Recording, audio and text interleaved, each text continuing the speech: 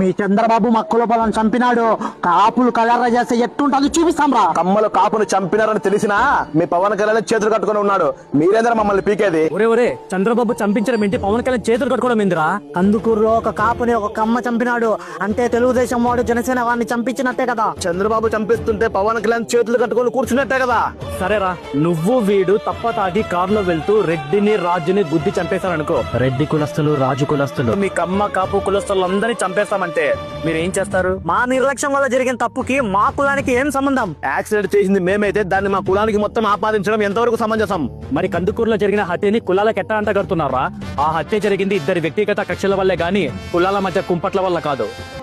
మరి సోషల్ మీడియాలో కాపుల్ని కమ్మలు చంపేస్తున్నారని వైసీపీ వారు మమ్మల్ని ఎందుకు రెచ్చగొడుతున్నారు? నిందితుడు కమ్మవాడే కాదని చంద్రబాబు ఏమైనా కనికరించారా? అతన్ని అరెస్ట్ చేసి బాధిత కుటుంబానికి సహాయం కూడా అందించింది ప్రభుత్వం. లక్ష్మీనాయుడు భార్యకి వాళ్ళిద్దరు పిల్లలకి కూడా ముగ్గురికి 3 ఎకరాలు పొలముతో పాటు 5 లక్షలు వాళ్ళకి ఆర్థిక సహాయం చేయడానికి గవర్నమెంట్ సిద్ధపడింది. అసలు కమ్మ కాపుల కులాల పేరుతో కొట్టుకొచ్చేస్తే సంకలు గుర్తుకునేది ఎవరు? టీడీపీ జనసేన విడిపోతే లాభపడేది ఎవరు? ప్రజలారా అప్రమత్తం.